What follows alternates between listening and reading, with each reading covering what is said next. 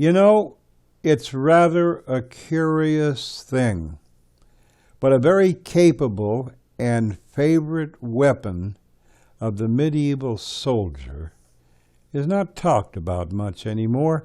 In fact, very few people know of it. What am I talking about here? I'm talking about a weapon, a murderous weapon, called the Iron Claw. And it was affixed to a glove, if you will. 3 long iron claws were affixed to this glove. And the glove was worn on the opposite hand that was carried by the sword. So when the soldier was in battle, he had the sword in one hand, and he had this murderous iron claw affixed to his other hand. And what the soldier would seek to do was, with a low, upward turning, swift movement of his sword, he would seek to startle his adversary. And of course, the adversary, seeing the sword arcing up towards his head, would pull back, and that exposed the soldier's throat. One quick step forward, and the other soldier with the iron claw would use that iron claw to rip out his adversary's throat.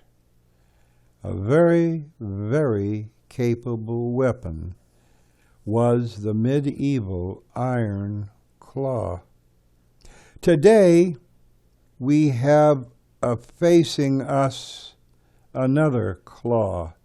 It's not made of iron, but it's every bit as devastating as the old world iron claw that was used so successfully by the soldier. When a demon is stalking its prey, it is determining whether that person is truly vulnerable. Also, it is making sure that the person it is centered upon is not one of Jesus Christ's own. Because the last thing the demon wants to have to do is to tangle with Jesus Christ. Yep, demons come out second best every time they tangle with the Lord and Savior, Jesus Christ. If, in fact, the person the demon is stalking is not a Christian, they are standing outside of Jesus Christ, then it very carefully moves in, and it chooses the time and the place of the assault. And the victim, the one who is deemed to be vulnerable, never sees the attack coming. The iron claw is the devious hatred that the demon carries for humans. And what the demon wants to compromise, number one, to harvest, number two, and to possess, number three, its prey. And it is very, very capable in what it does. And what it does very, very well. So you might say that this is the modern equivalent to the old world iron claw glove. Every bit as effective is this instrument of devastation, compromise, and harvesting.